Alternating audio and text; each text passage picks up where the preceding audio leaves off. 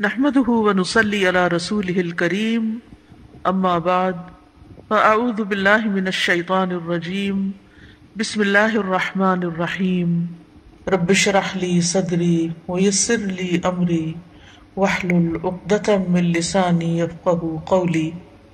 حضرت عائشہ کہتی ہیں کہ رمضان کے روزے فرض کیے جانے سے پہلے رسول اللہ صلی اللہ علیہ وسلم عاشورہ کے روزے کا حکم دیا کرتے تھے۔ اس کے بعد جب رمضان کا مہینہ فرض کر دیا گیا تو جو چاہتا عاشورہ کے دن روزہ رکھ لیتا اور جو چاہتا نہ رکھتا۔ نبی صلی اللہ علیہ وسلم نے اس دن کو روزہ رکھنے کو پسند کیا، اسی لیے اس کو مستحب کہا جاتا ہے، پسندیدہ کہا جاتا ہے۔ الحمدللہ کہ ہم مسلمان ہیں اور رسول اللہ صلی اللہ علیہ وسلم ہمارے نبی ہیں۔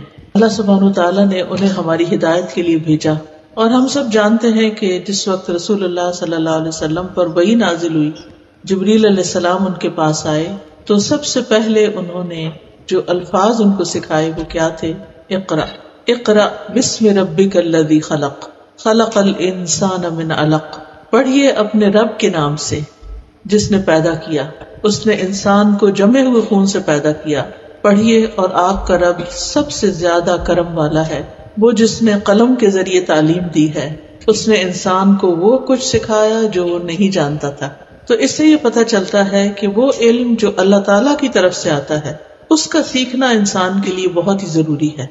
علم کی دو قسمیں ہیں، ایک وہ علم ہے جو ہم انسان سیکھتے اور سکھاتے ہیں، جو انسانوں نے اپنے تجربات اور مشاہدات کی روشنی میں سیکھا ہے اور سکھایا ہے اور لکھا ہے اور پڑھایا ہے اور پڑھا ہے، اور ایک وہ علم ہے جو انسانوں کا بنایا ہوا نہیں ہے، انسانوں کی طرف سے نہیں آیا بلکہ اللہ سبحانہ وتعالیٰ کی طرف سے آیا، اور وہ علم وحی کا ہے جس کے ذریعے ہمیں قرآن اور سنت ملے ہیں، جو محمد صلی اللہ علیہ وسلم پر نازل ہوا ہے۔ انسان کے لیے دونوں طرح کے علوم حاصل کرنا ضروری ہے، اور خاص طور پر جتنی دیر وہ دنیا میں ہے دنیا کے علوم جاننا بھی اس کے لیے ضروری ہے۔ مثلا انجینئرنگ ہے، میڈیسن ہے، زراعت ہے، اور بے شمار یعنی انگنت قسمیں ہیں علوم کی جن کے اوپر یہ دنیا چل رہی ہے۔ چونکہ ہم دنیا میں رہتے ہیں اس لیے ہمارے لیے ضروری ہے کہ ہم ان کو سیکھیں، انہیں جانیں، تاکہ ہم یہاں کی اپنی ضروریات پوری کر سکیں۔ لیکن ہم سب جانتے ہیں کہ یہاں ہمارا رہنا ٹیمپرری ہے، یعنی اس دنیا میں ہم چند سالوں کے لیے آئے ہیں، ہمیشہ کے لیے نہیں آئے۔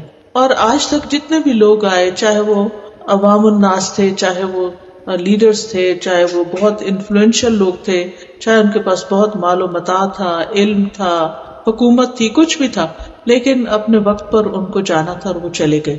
ہمیں بھی جانا ہے ایک وقت کے بعد، پھر ایک اور ہی دنیا ہے جس میں ہم نے قدم رکھنا ہے۔ وہ دنیا کیسی ہے؟ اس کا تعلق علم الغیب سے ہے۔ وہ ہم اپنے کسی تجربے اور مشاہدے کی روشنی میں کسی ایکسپیریمنٹ کے ذریعے اس کے بارے میں نالج حاصل نہیں کر سکتے کہ مرنے کے بعد کیا ہوگا۔ اس کے بارے میں ہمیں وہی بتا سکتا ہے جس نے ہمیں پیدا کیا ہے، اور وہ اللہ رب العزت ہے۔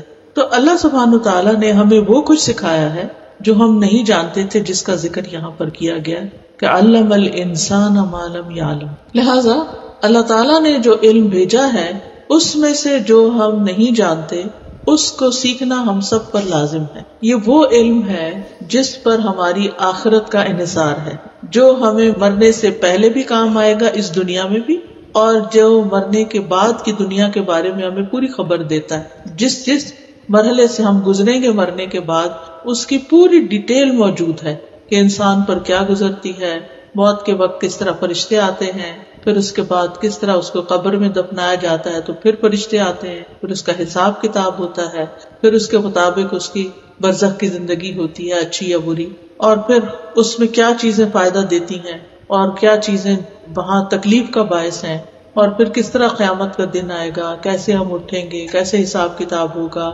اللہ سبحانہ تعالیٰ سے ہماری ملاقات ہوگی، پھر ہمارے اعمال نامے تولے جائیں گے، پھر ہم سے حساب ہوگا، سوال کیا جائے گا، پھر ہم کس طرح نبی صلی اللہ علیہ وسلم سے حوض کوثر پر ملاقات کریں گے، ان کے ہاتھوں پانی پیئیں گے، اور کس طرح پھر پل صراط سے ہر ایک کو گزرنا ہوگا، اور کس طرح قنطرہ کے اوپر ہر ایک اپنا اپنا حساب چکائے گا۔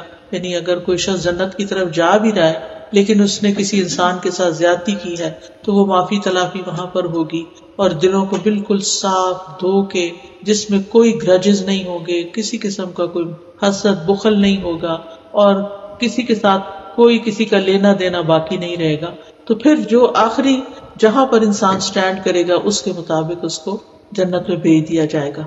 اور اگر کسی کے پاس وہ سٹینڈرڈ کے مطابق ساری چیزیں نہیں ہوگی تو پہلے اس کو سزا بھگتنی ہوگی، اور اس کے بعد وہ نبی صلی اللہ علیہ وسلم کی شفاعت کے ذریعے جنت میں بالآخر پہنچا دیا جائے گا جو لا الہ الا اللہ پڑھنے والے۔ تو یہ مختصر سا ایک ہمارا سفر ہے جس کی تیاری کے لیے اور جس پہ کامیابی کے لیے بہت ضروری ہے کہ ہم جانیں کہ قرآن و سنت میں ہمارے لیے کیا رہنمائی ہے۔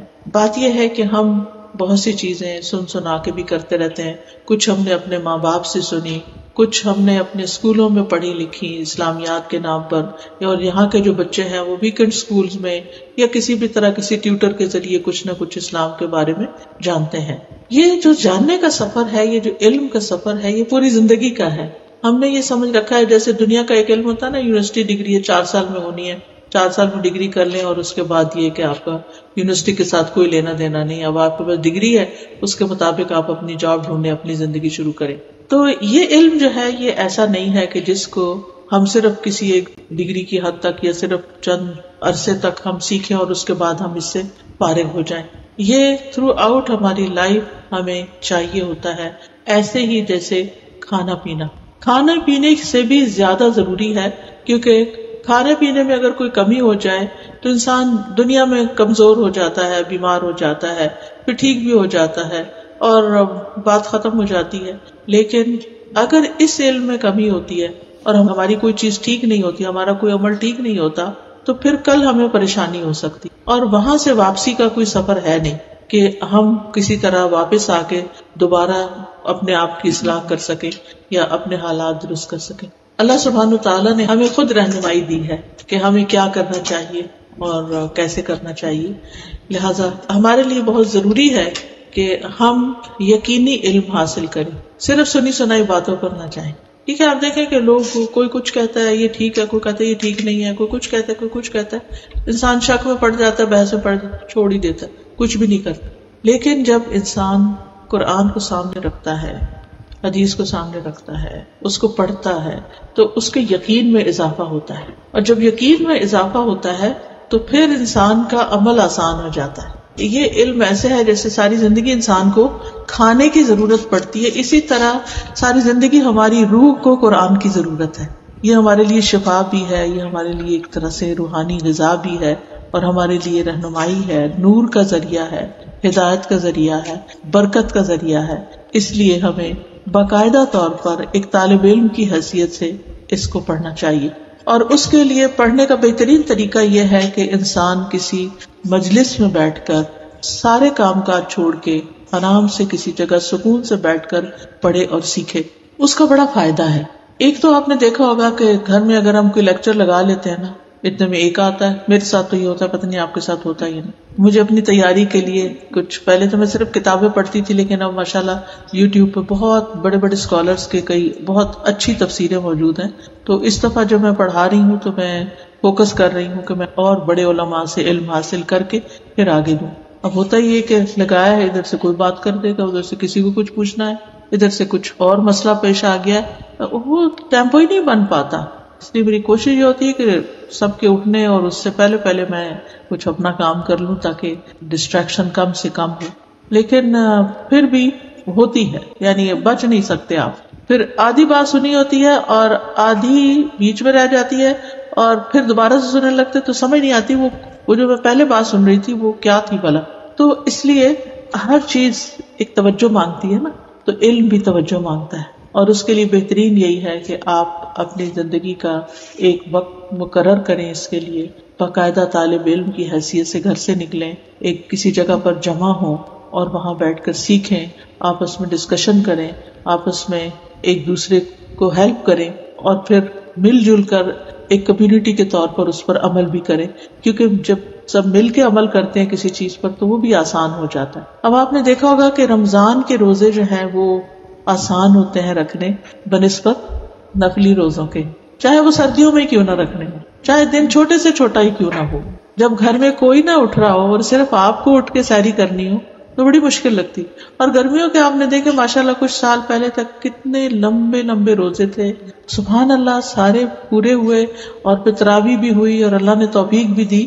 وہ کس چیز کی برکت تھی؟ ایک تو رمضان کی برکت ہے ہی, لیکن دوسرے یہ کہ اجتماعی عبادت کی برکت. ہمارا دین جو ہے, اگرچہ ہر شخص کو اپنے لیے کچھ کرنا ہوتا ہے, لیکن ہمارے دین میں جو ایک بڑی اہم بات ہے وہ یہ ہے کہ ہم اکٹھے مل کے کام کیا کریں. جیسے سورۃ فاتح ابھی آپ نے سنی, تو اس میں آپ نے سنا کہ ایاک نعبد و ایاک نستعین اہدنا الصراط المستقیم. نماز آپ اکیلے پڑھ رہے ہیں اور کیا کہہ رہے ہیں؟ صرف تیری ہم عبادت کرتے ہیں, ہم, اور صرف تجھ سے ہم مدد چاہتے ہیں, ہمیں سیدھا راستہ دکھا.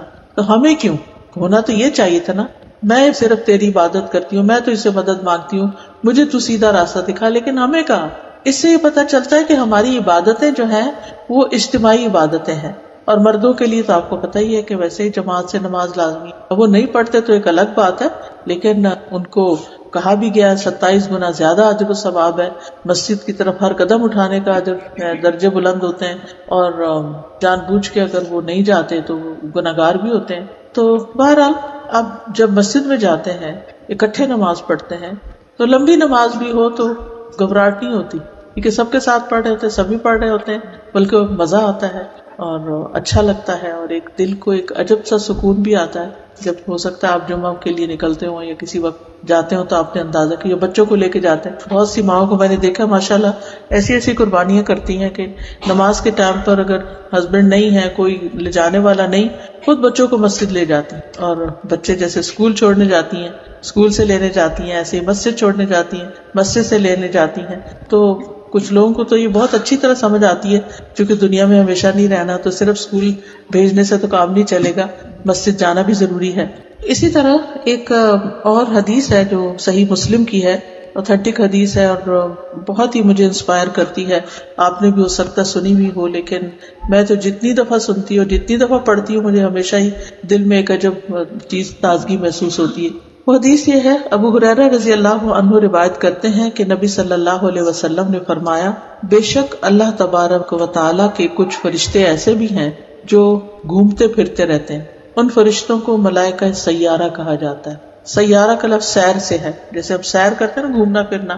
ایسے کچھ فرشتے جو ہیں وہ سڑکوں پہ, گلیوں, بازاروں میں, گھروں میں ادھر ادھر گھومتے پھرتے ہیں, کچھ چیزیں تلاش کر رہے ہوتے ہیں کہ کیا ہو رہا ہے, یہاں کیا ہو رہا ہے. اور وہ ذکر کی مجلسوں کو تلاش کرتے ہیں کہ کہاں لوگ اکٹھے بیٹھ کر اللہ کو یاد کر رہے ہیں. پھر جب وہ ایسی مجلس پا لیتے ہیں, یعنی ان کو نظر آ جاتا ہے کہ کسی گھر میں, مسجد میں, کہیں پر ایسی مجلس موجود ہے جس میں ذکر ہو, تو وہ ان کے ساتھ بیٹھ جاتے ہیں اور ایک دوسرے کو اپنے پروں سے ڈھانپ لیتے ہیں, یعنی اپنے پر پھیلا کے ڈھانپ لیتے ہیں, یہاں تک کہ ان سے لے کر آسمان دنیا کے درمیان کا خلا بھر جاتا ہے. اتنے فرشتے جمع ہو جاتے ہیں. یعنی جب وہ دیکھتے ہیں کہ فرشتوں نے کور کر لیا, اور فرشتے ان کے اوپر آ جاتے ہیں, اور ان کے اوپر, اور ان کے اوپر, آتے آتے آتے آتے آسمان تک اکٹھے ہو جاتے ہیں. پھر جب وہ الگ ہو جاتے ہیں, یعنی ذکر کرنے والے, اللہ کو یاد کرنے والے, تو پھر کیا ہوتا ہے, اور اوپر آسمان کی طرف چڑھتے ہیں. یعنی جب مجلس ختم ہوتی ہے تو وہ کہاں جاتے ہیں؟ آسمان کی طرف. تو اللہ عز و جل ان سے پوچھتا ہے, حالانکہ وہ بخوبی جانتا ہے کہ تم کہاں سے آئے ہو. اللہ تعالیٰ فرشتوں سے پوچھتا ہے کہاں سے آئے ہو, حالانکہ اللہ تعالیٰ کو خود بھی پتا ہے کہ وہ کہاں سے آئے. وہ عرض کرتے ہیں کہ ہم زمین میں تیرے بندوں کے پاس سے آئے ہیں جو تسبیح کر رہے تھے, تیری بڑائی بیان کر رہے تھے, تیری تحلیل اور تیری تعریف کر رہے تھے, یعنی لا الہ الا اللہ کہہ رہے تھے, تیری حمد و ثنا بیان کر رہے تھے, اور تجھ سے دعا کرنے میں, سوال کرنے میں مشغول تھے.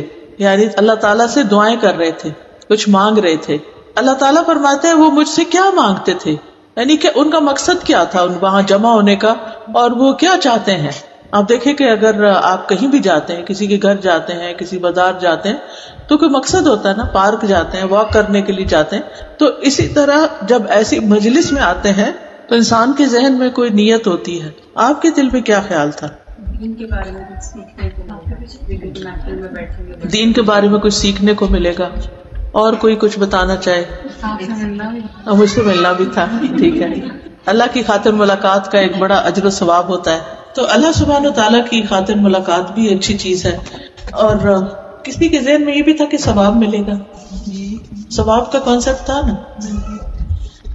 ایک اور نیت بھی کر لیا کریں ایسی مجلس میں جانے کی کہ دعا کریں گے وہاں تو دعا بھی قبول ہوگی، جو اللہ سے مانگیں گے وہ بھی ملے گا. بہرحال تو اللہ تعالیٰ فرماتے ہیں وہ مجھ سے کیا سوال کر رہے تھے، نہیں کیا چاہتے تھے، وہ عرض کرتے ہیں وہ تیری جنت کا سوال کر رہے تھے. ظاہر ہے ایسی مجلسوں میں جا کر دنیا تو نہیں ملتی نا، کوئی روپے پیسے تو نہیں ملتے، کوئی سونا چاندی تو نہیں ملتا، بلکہ الٹا گاڑی کا پیٹرول لگا کے یہاں پہنچتے ہیں یا چل کے آتے ہیں، مشقت کر کے آتے ہیں، ٹائم نکال کے آتے ہیں. تو دنیا تو نہیں ملتی، اگرچہ دنیا کا بھی فائدہ ہوتا ہے، مسائل حل ہوتے ہیں، برکتیں ہوتی ہیں زندگی میں، بہت ساری چیزیں ملتی ہیں انسان کو. جو انسان اللہ سے سودا کرتا ہے نا پھر اللہ تعالیٰ اس کی ٹیک کیئر کرتا ہے. تو وہ اللہ تعالیٰ پوچھتے ہیں کیا انہوں نے میری جنت کو دیکھا ہے؟ وہ کہتے ہیں نہیں اے ہمارے رب.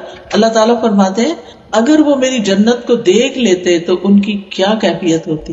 جیسے ہم کو بہت خوبصورت گھر یا کوئی چیز دیکھ لیتے ہیں تو پھر ہمارا کیا دل چاہتا ہے. دنیا میں بھی وہ کہتے کہ ایسا گھر ہونا چاہیے، یہ اسٹریٹ ہونی چاہیے. آج کل فال کے کلر آئے ہوئے تو کچھ جگہوں پر اتنے خوبصورت، کچھ اسٹریٹ اتنی خوبصورت ہیں سجی ہوئی ہیں، اور کچھ گھر جو ہوتے ہیں وہ جنگل کے پیچھے ہوتے ہیں، ان کا بیک یارڈ جنگل میں چلا جاتا ہے، وہ اور زیادہ خوبصورت ہوتے ہیں. اسی طرح کئی چیزیں انسان دیکھتا ہے. تو مثال کے طور پر اگر آپ گھر لے رہے ہو، آپ سب اسی ایکسپیرینس سے گزرے ہو، چاہے رینٹ پہ چاہے بائی کر رہے ہو، تو آپ نے دیکھا ہوگا کہ آپ مختلف جگہوں پر آپ جا کے دیکھتے ہیں.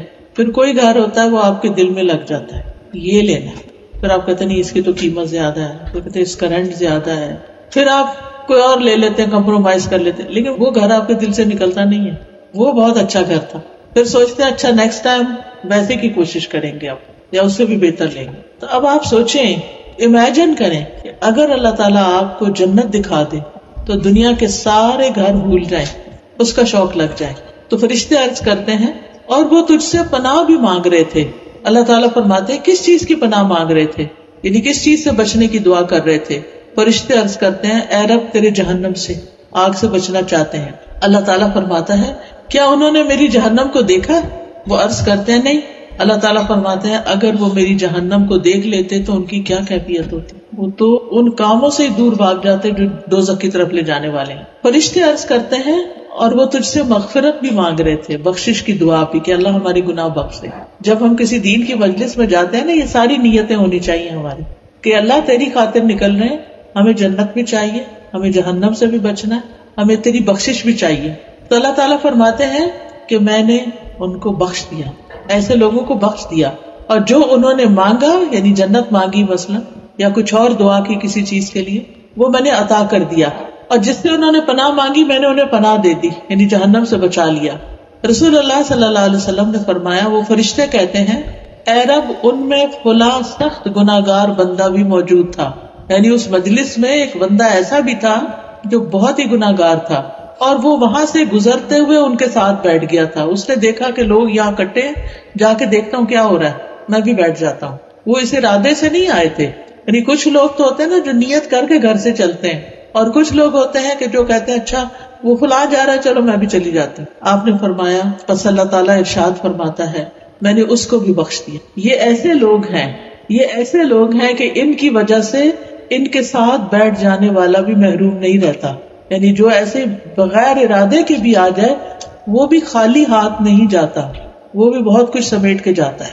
تو آپ سوچئے کہ اس سے بڑھ کر ہمیں اور کیا چاہیے کہ اللہ تعالیٰ ہمیں بخش دے، ہمارے لیے جنت لکھ دے اور ہمیں جہنم سے بچا لے.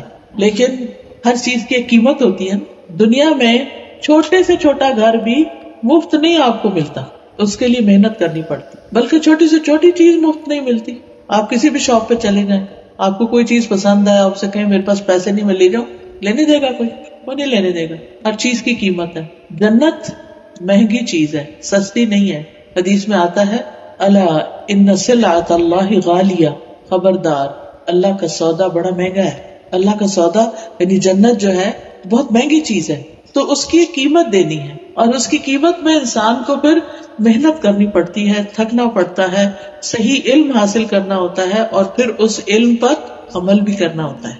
اور یہ ساری چیزیں مشکل ہوتی ہیں کیونکہ ہم ہر وقت دنیا میں رہتے ہیں، اور دنیا سے ہماری محبت بھی ہوگی کیونکہ جہاں انسان رہتا ہے ان جگہوں سے محبت ہو جاتی ہے. آپ نے دیکھا ہوگا کہ جب آپ شروع میں کینیڈا آئے ہوں گے تو آپ کا دل نہیں لگتا ہوگا، پھر آہستہ آہستہ آہستہ دوست بن گئے، چیزیں سمجھ میں آنے لگ گئی، 5-7 سال گزر گئے، پھر کیا ہوا؟ پھر اب آپ اس کو گھر کہنے لگے، پھر دل لگ گیا، اب واپس جانے کو دل نہیں کرتا، اب مشکل لگتا پاکستان جائیں گے، وہاں جائیں گے، وہاں تو ڈینگی پھیل رہا ہے، اور وہاں تو فلاں بیماری پھیل رہی ہے، اور پتہ نہیں وہ فلاں گیا تھا تو اس کے ساتھ یہ ہو گیا تھا، اور فلاں گیا آج ہی کو مجھے کہہ رہا تھا کہ وہ بہت پریشان تھی، ان پاکستان جانا ہے ان کو، تو کہتی ہوں کہ کوئی جاننے والے ہیں وہ وہاں گئے ہیں اور انہیں کوئی شاید کسی چیز نے ڈانگ مارا ہے، وہ پورا باڈی پیرالائز ہو گیا۔ میں نے کہا کہ یہ دیکھیں یہ تقدیر کا حصہ تھا، یہ یہاں بھی کوئی چیز کاٹ سکتی تھی، یہاں نہیں ہے انسیکٹس، زہریلے سے زہریلے انسیکٹس ہیں یہاں بھی، یہاں بس یہ ہے کہ آپ پروٹیکٹڈ ہیں، وہاں بعض اوقات۔ لیکن آپ کو پتہ ہے نا کہ جب کوئی کسی بیماری نے آنا ہوتا ہے یا کوئی تکلیف آنی ہوتی ہے تو آپ خود ہی وہاں پہنچ جاتے ہیں، یا وہ خود چل کے آ جاتے ہیں۔ یعنی یہ جیسے کووڈ گزرا ہے نا ابھی، تو سب لوگ ایسے نہیں تھے جو پبلک میں گئے تھے تو ان کو کیچ کیا، پتہ نہیں کہاں سے کیسے پہنچ گیا، یہ سمجھ ہی نہیں آتی۔ تو بہرحال دنیا امتحان کا گھر ہے، دنیا میں انسان پہ تکلیفیں بھی آتی ہیں، ڈر کے کہیں بیٹھ نہیں جانا چاہیے، اللہ کا نام لے کے اللہ پہ توکل کر کے جو کام کرنے ہیں وہ تو ہم نے کرنے ہیں۔ ایک دن موت بھی آنی ہے، ایک دن دنیا سے بھی جانا ہے، بہانہ ہی بننا ہے نا۔ پہلے تو ملک الموت ایسے ہی آ جاتا تھا، نبی صلی اللہ علیہ وسلم کے پاس تو خیر اجازت لے کے آیا تھا، آپ کے پاس جبریل آئے اور انہوں نے کہا کہ ملک الموت اندر آنے کی اجازت چاہتا ہے، کیا وہ آپ کی روح لے لے؟ تو آپ نے کہا آنے دو، اور پھر آپ صلی اللہ علیہ وسلم کو چوائس دی گئی تھی، آپ اور زندہ رہنا چاہتے ہیں تو رہ لیں، اور اگر اس اعلیٰ مجلس سے ملاقات چاہتے ہیں تو یعنی اللہ سبحانہ تعالیٰ سے بھی اور اعلیٰ فرشتوں سے، تو اب آپ کی چوائس ہے۔ تو آپ صلی اللہ علیہ وسلم نے انگلی اٹھا کر فرمایا اللہم الرفیق الاعلیٰ، وہاں جانا چاہتا ہوں، اللہ سے ملاقات چاہتا ہوں، کیونکہ اللہ تعالیٰ سے ملاقات دنیا میں یہ نہیں ہو سکتی۔ نبی صلی اللہ علیہ وسلم تو خوش قسمت ہیں جن کو معراج کی رات اللہ تعالیٰ سے ہم کلام ہونے کا موقع ملا، لیکن عام انسان جو ہے وہ دنیا میں اللہ سے ملاقات نہیں کر سکتے۔ ہم سب کی بھی اللہ سے ملاقات تو ہونی ہے، لیکن وہ قیامت کے دن ہوگی، اور پھر جنت میں تو خوش قسمت لوگوں کو اللہ کا دیدار بھی ہوگا، اور جب وہ اللہ تعالیٰ کو دیکھیں گے تو انہیں ہر نعمت بھول جائے گی، ہر چیز بھول جائے گی۔ اللہ تعالیٰ ہمیں ان لوگوں میں شامل کرے کہ جو اپنے رب کو دیکھ سکیں گے۔ تو بہرحال موت کسی سے پوچھ کے نہیں آتی، بہانہ بنتا ہے، بیماری جو تقدیر میں لکھی ہوئی ہے آ جاتی ہے۔ ہاں دعاؤں کی وجہ سے آپ بہت سی آزمائشوں سے بچ بھی جاتے ہیں، تو اپنے لیے صبح و شام کی دعائیں جو ہے پروٹیکشن کی وہ باندھ لے کے سورج نکلنے سے پہلے اور سورج غروب ہونے سے پہلے وہ دعائیں پڑھ لیں، بس وہ نہ بھولیں۔ ایاک نستعین جو ہے وہ کتاب ہے، اس میں وہ ساری دعائیں لکھی ہوئی ہیں۔ تو بہرحال کہنے کا مطلب یہ ہے کہ علم کی مجلسوں میں حاضر ہونا، بیٹھنا، اللہ کی خاطر ایک دوسرے سے ملاقات کرنا، آپ کو معلوم ہے نا جب اللہ کی خاطر کوئی کسی سے ملاقات کرتا ہے تو اس کے کتنے فائدے، اس کی بھی بخشش ہو جاتی۔ اللہ تعالیٰ فرماتے ہیں وجبت محبتی للمتحابین فیہ، میری محبت ان لوگوں کے لیے واجب ہو گئی، پکی ہو گئی جو میری خاطر ایک دوسرے سے محبت کرتے ہیں۔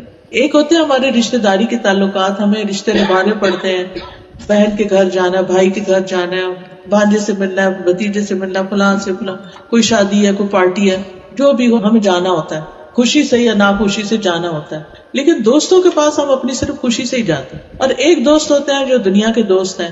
آپ دیکھیں اس شہر کے اندر بھی ہو، جہاں جہاں خواتین ہوتی ہیں، کافی مارننگز، کمیٹی پارٹی، اور کئی لوگوں نے طریقے بنائے ہوئے ہیں اکٹھے ہونے کے، اس میں بعض لوگ سٹال لگاتے ہیں، کوئی جیولری بیچ رہا ہے، وہ آ کے دیکھ رہے ہیں، کوئی کپڑے بیچ رہا ہے، کوئی کچھ کر رہا ہے، دنیا کی ضرورتیں ہیں لوگ پوری کرتے ہیں، کھاتے ہیں، پیتے ہیں، چلے جاتے ہیں، لیکن کیا ملتا ہے؟ صرف دنیا، صرف دنیا۔ اور اس میں بھی آپ دیکھیں کہ جو خواتین کمیٹی وغیرہ ڈالتی ہیں وہ کہاں کیسے وہ اس کو پورا کرتی ہیں، اور کیسے۔ میری ایک جاننے والی ہیں تو ان کو ہیرے کی انگوٹھی کا بڑا شوق آ گیا کہ بس انہوں نے ٹھان لی کہ مجھے لینی ہے، اس کے لیے انہوں نے کمیٹی ڈالنی شروع کی۔ اب کمیٹی کے لیے اتنے پیسے ہسبینڈ نہیں دیتے تھے تو انہوں نے ایکسٹرا کام کرنا شروع کیا، بہرحال کر کے وہ کسی طرح انگوٹھی مل گئی ان کو۔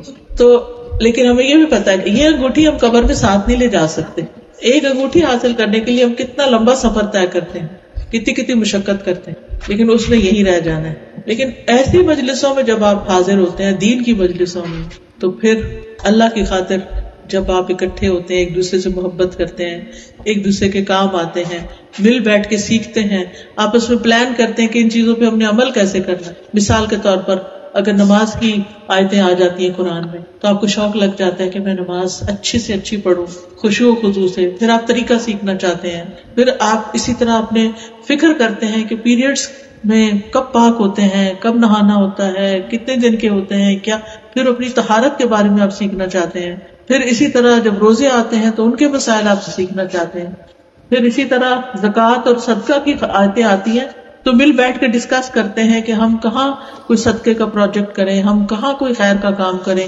اور ایک دوسرے سے پتہ چلتا ہے نا ہمیں کہ کہاں کیا ہو رہا ہے, وہاں پر کیا ہم کام کر سکتے ہیں.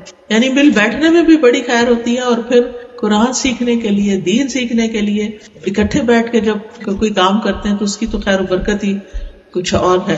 اللہ سبحانہ وتعالیٰ قرآن مجید میں فرماتے ہیں یا ایھا الناس قد جاءتکم موعظۃ من ربکم وشفاء لما فی الصدور وہدی ورحمۃ للمؤمنین قل بفضل اللہ وبرحمتہ وبذلک فلیفرحوا ھو خیر مما یجمعون. اے لوگو, بے شک تمہارے پاس تمہارے رب کی طرف سے عظیم نصیحت اور اس کے لیے سراسر شفا جو سینوں میں ہے, اور ایمان والوں کے لیے سراسر ہدایت اور رحمت آ گئی ہے.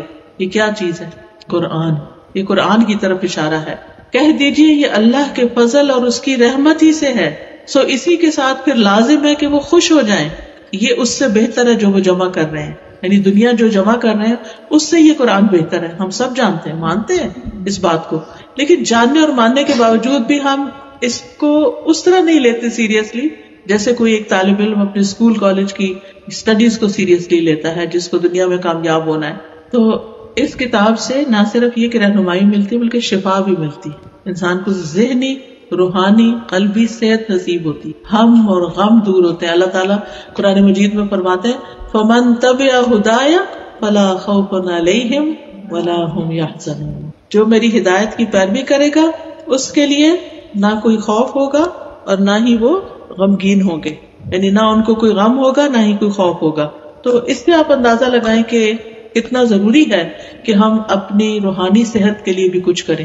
جسمانی صحت کے لیے ہم غذا کا بھی خیال رکھتے ہیں, جم بھی جوائن کر لیتے ہیں, اور بھی بہت کچھ کر رہے ہوتے ہیں, لیکن روحانی صحت کے لیے عام طور پر ہم اس کو نگلیکٹ کیے رکھتے ہیں. تو یہ نگلیکٹ کرنے کی چیز نہیں ہے, اس پر بھی توجہ کرنے کی ضرورت ہے. رسول اللہ صلی اللہ علیہ وسلم نے فرمایا جو لوگ اللہ کے گھروں میں سے کسی گھر میں اللہ کی کتاب تلاوت کرتے ہیں اور اس کی باہم تعلیم میں مصروف ہوتے ہیں, ان پر سکینت نازل ہوتی ہے, یعنی ایک سکون اترتا ہے, اور رحمت انہیں ڈھانپ لیتی ہے, فرشتے انہیں گھیر لیتے ہیں, اور اللہ تعالیٰ ان کا ذکر اپنے پاس موجود فرشتوں میں کرتے ہیں. یعنی ایسی مجلسوں کا ذکر آسمان پر بھی ہوتا ہے. قرآن مجید کا علم جو ہے یہ سب سے اشرف اور اعلیٰ علم ہے, کیونکہ اللہ کا کلام ہے. ایک کلام, مثلا ایک کتاب کوئی انسان لکھتا ہے اور ایک کتاب اللہ کی طرف سے آئی ہے, کون سی بہتر ہے؟ یقین ہے لا ریب فیہ, اس میں شک ہی نہیں ہے کوئی. لیکن پریکٹیکلی ہم کیا کرتے ہیں؟ پریکٹیکلی یہ کرتے ہیں کہ اگر کوئی بتائے یہ ریسیپی بک ہے, اس میں بہت آسان ریسیپیز ہیں, تو ہم کیا کہیں گے میرے لیے بھی آرڈر کر لو, مجھے چاہیے. کوئی بتائے اس میں بڑی آسان ایکسرسائز ہے, پتلی ہونے کے سارے نسخے ہیں, ہم نہیں چھوڑیں گے اس کو. ادھر فارورڈ ادھر فارورڈ, سب کو بتاتے ہیں ہر ایک کا بھلا ہو جائے. لیکن یہ کتاب اللہ کا کلام جو سب سے افضل کلام, اس کے لیے ہمارے اندر وہ محبت, وہ تڑپ, وہ شوق کیوں نہیں ہے کہ ہم اس کو سینے سے لگا لیں, ہم اس کو پڑھیں, اس کو سمجھیں, اس کو یاد کریں, اس پر عمل کریں اور اسے دوسروں تک پہنچائیں. تو قرآن مجید کا پڑھنا, سیکھنا, سکھانا, حفظ کرنا, کروانا, اس کا مطالعہ کرنا, اس کی تعلیم دینا, یہ بھی سب سے اشرف اور اعلیٰ کام ہے. ان میں سے جو چاہے آپ اختیار کر لیں. خیرکم من تعلم القرآن وعلمہ. ایک حدیث میں آتا ہے, حضرت انس سے روایت ہے, وہ کہتے ہیں کہ رسول اللہ صلی اللہ علیہ وسلم نے فرمایا بے شک لوگوں میں سے کچھ اہل اللہ ہوتے ہیں, یعنی اللہ کے خاص بندے. آپ سے پوچھا گیا ان میں سے کون لوگ اللہ کے خاص بندے ہیں؟ آپ نے فرمایا اہل القرآن, قرآن والے اللہ کے خاص لوگ ہوتے ہیں, یعنی جو قرآن کے ساتھ شغف رکھتے ہیں, قرآن سے محبت کرتے ہیں, قرآن پڑھتے اور پڑھاتے ہیں. اللہ تعالیٰ ہمیں بھی ان لوگوں میں شامل کر لیں جو اللہ کے خاص VIP ہیں. آپ سوچیے جب قیامت کا دن ہوگا تو پھر قرآن والوں کی کیسی عزت ہوگی کہ یہ میرا کلام پڑھ کے آئے. اور ویسے بھی آپ دیکھیں کہ جس کو اس راستے پہ چلنے کی توفیق ہو جائے, آپ سمجھیں کہ اللہ تعالیٰ نے اس سے بھلائی کا معاملہ کر دیا. حدیث میں آتا ہے من یرد اللہ بہ خیرا یفقہہ فی الدین. اللہ تعالیٰ جس کے ساتھ بھلائی کا ارادہ کرتا ہے اس کو دین کی سمجھ دے دیتا ہے. اور آج ہی میں ایک حدیث پڑھ رہی تھی کہ رسول اللہ صلی اللہ علیہ وسلم نے فرمایا اللہ نے تمہارے درمیان جس طرح رزق تقسیم فرمائے ہیں, ہر ایک کا رزق الگ الگ ہے, کوئی زیادہ کسی کے پاس کم ہے, اسی طرح اخلاق بھی تقسیم کیے ہیں، کسی کا اخلاق بہت اچھا ہوتا ہے، کسی کا نہیں. پھر فرمایا اللہ تعالیٰ دنیا تو اسے بھی دے دیتے ہیں جس سے محبت کرتے ہیں، اور اسے بھی دیتے ہیں جس سے محبت نہیں کرتے. دنیا اسے بھی دے دیتے ہیں جس سے اللہ تعالیٰ محبت نہیں کرتے. اسی لیے ہم دیکھیں بچے سوال کرتے ہیں نا کہ وہ تو اللہ کو مانتا بھی نہیں، اس کے پاس اتنا کچھ ہے، فلاں جو ہے وہ، اب جیسے ایلان مسک کی مثالیں دیتے ہیں، وہ تو نماز بھی نہیں پڑھتا اور وہ تو ایمان بھی نہیں رکھتا، اور پھر وہ تو اتنا بڑی دولت کا مالک ہے، وہ اور بھی بڑے بڑے نام انہوں نے سن رکھے ہوتے ہیں. تو یہ انہیں پتا ہونا چاہیے، اور یہ حدیث سے ہمیں پتا چل رہا ہے، مسند احمد کی روایت ہے کہ اللہ تعالیٰ دنیا اسے بھی دیتے ہیں جس کو وہ پسند نہیں کرتے. یعنی جس کے پاس ایمان نہیں، دین نہیں، کچھ نہیں، اس کو بھی مل جائے گی دنیا. یعنی دنیا کا ملنا صرف نماز اور نیکی کے ساتھ نہیں ہے. اب صحابہ سے بڑھ کر ایمان کس کا تھا، لیکن ان کے پاس کتنی دنیا تھی. چند ہی ایسے تھے جن کے پاس کچھ زیادہ تھا، ورنہ تو سبھی کے لیے مشکل زندگی تھی. لیکن دین اسی کو دیتے ہیں جس سے محبت کرتے ہیں، دین اس کو دیتے ہیں جس سے وہ محبت کرتے ہیں. اس لیے جس شخص کو اللہ نے دین عطا فرمایا ہو وہ سمجھ لے کہ اللہ اسے محبت کرتا ہے. اللہ تعالیٰ اگر آپ کو یہاں لے آیا نا تو یہ اللہ کی آپ سے محبت کی وجہ سے، کہ اللہ نے آپ کے لیے یہ چیز چنی، اللہ نے آپ کے لیے یہ رکھا کہ آج کی شام آپ دین سیکھنے کے لیے لگائیں اور دین کی مجلس میں جائیں. اور اللہ تعالیٰ کی یہ سنت ہے کہ اکثر وہ اپنے محبوب بندوں کو دین کی طرف پھیر دیتا ہے اور دوسرے لوگوں کو دنیا کے عیش و عشرت کی طرف. یہ چوائس بھی ہے ہمارے پاس کہ ہم اپنی توجہ کس طرف کرتے ہیں. اللہ تعالیٰ قرآن مجید میں فرماتے ہیں کہ اگر یہ اندیشہ نہ ہوتا کہ تمام لوگ کفر کے فتنے میں مبتلا ہو جائیں گے تو ہم کافروں کو اتنا مال و دولت دیتے کہ ان کے گھروں کی چھتیں بھی چاندی کی کر دیتے. لیکن اللہ تعالیٰ نے کیوں نہیں دیا کہ پھر یہ سارے لوگ دنیا کی طرف دوڑ پڑیں گے. اس لیے بہت ضروری ہے کہ ہم اللہ تعالیٰ کی اس محبت کو سمجھیں. پھر اسی طرح عقبہ بن عامر رضی اللہ عنہ کہتے ہیں رسول اللہ صلی اللہ علیہ وسلم گھر سے نکل کر تشریف لائے، ہم صفہ کے چبوترے پر موجود تھے. آپ نے فرمایا تم میں سے کون یہ پسند کرتا ہے کہ روزانہ صبح بطحان یا عقیق کی وادی میں جائے، وہاں منڈیاں لگتی تھی، اور وہاں سے بغیر کسی گناہ اور قطع رحمی کے 2 بڑے بڑے کوہان والی اونٹنیاں لے آئے، مفت میں لے آئے. ہم نے عرض کیا اللہ کے رسول ہم سب کو یہ پسند ہے. آپ نے فرمایا پھر تم میں سے کوئی شخص صبح مسجد میں کیوں نہیں جاتا کہ وہ اللہ کی کتاب کی 2 آیتیں خود سیکھے یا ان کی قرات کرے تو یہ اس کے لیے 2 اونٹنیوں کے حاصل کرنے سے بہتر ہے. اس زمانے کا مال جو تھا وہ اونٹ تھے، یعنی 2 آیتیں سیکھنے کا ثواب کتنا ہے جیسے 2 اونٹنیاں کسی کو مل گئی ہوں. پھر فرمایا اور 3 آیات 3 اونٹنیوں سے بہتر ہیں، اور 4 آیات 4 سے بہتر ہے، اور جتنی آیتوں کی تعداد ہوگی اونٹوں کی تعداد اسی حساب سے ہوگی کہ اس سے بہتر. جبکہ قرآن سمجھنے کے لیے آیا تھا. ابن قیم کہتے ہیں جہاں تک قرآن میں غور و فکر کا سوال ہے تو مطلب یہ کہ دل کی نگاہوں کو اس کے معنی پر خوب گاڑ دیا جائے، یعنی دل سے اس کو سمجھا جائے اور اس کے تدبر اور اس کے سمجھنے میں اپنی ساری فکر کو جمع کیا جائے، یعنی پورے فوکس کے ساتھ اس قرآن کو سمجھا جائے. قرآن کے نازل ہونے کا یہی مقصد ہے، محض تلاوت مقصد نہیں. آج آپ دیکھیں کہ بہت سے لوگ الحمدللہ اللہ ان کو جزا دے اپنے بچوں کو حفظ کراتے ہیں، لیکن بچوں کو کچھ سمجھ نہیں ہوتی کہ کہا کیا جا رہا ہے، جبکہ قرآن کیا اسی کے اندر وہ حفظ کر رہے ہیں. یہ آیت بھی حفظ کر رہے ہیں کہ یہ کتاب اس لیے آئی ہے کہ اس کے اندر غور و فکر کیا جائے، لیکن وہ اس کا بھی مطلب نہیں سمجھ رہے ہوتے اور ساری زندگی وہ صرف پڑھتے ہی رہتے ہیں، سمجھتے کچھ نہیں. تو بہت ضروری ہے کہ ہم قرآن میں غور و فکر کریں. اللہ تعالیٰ فرماتے ہیں افلا یتدبرون القرآن، کیا وہ قرآن میں غور و فکر نہیں کریں گے؟ ام علی قلوب اقفالها، کیا ان کے دلوں پہ تالے پڑے ہوئے ہیں؟ یاد رکھیے نفلی اعمال میں سے سب سے زیادہ افضل عمل جس سے انسان اللہ کے قریب ہو سکتا ہے وہ سوچ سمجھ کر قرآن کو پڑھنا اور غور و فکر کرنا ہے. اور اس سے اللہ تعالیٰ کی محبت ملتی ہے، فرشتوں کی محبت ملتی ہے، ساری مخلوق طالب علم کے لیے استغفار کرتی ہے، اس کتاب سے ہدایت ملتی ہے، حکمت اور دانائی ملتی ہے، شفا ملتی ہے، ہم و غم دور ہوتے ہیں، جان مال اولاد میں برکت ہوتی ہے، دنیا اور آخرت دونوں کے فائدے ہوتے ہیں. اس کی وجہ سے عزت اور بلندی ملتی ہے، اور انبیاء کی وراثت ہے یہ علم. اور علم کی مجلس محض عبادت سے افضل ہے، یعنی اگر کوئی نفل پڑھ رہا ہے اور دوسرا شخص علم سیکھ رہا ہے تو وہ زیادہ افضل کام کر رہا ہے. اس کے ذریعے جنت کا راستہ آسان ہوتا ہے، مرنے کے بعد بھی علم کا فائدہ پہنچتا ہے، صدقہ جاریہ بنتا ہے. قیامت کے دن درجات کی بلندی بھی علم کے ساتھ ہے. اور قیامت کے دن قرآن پڑھنے والوں کا الگ ہی مقام ہوگا.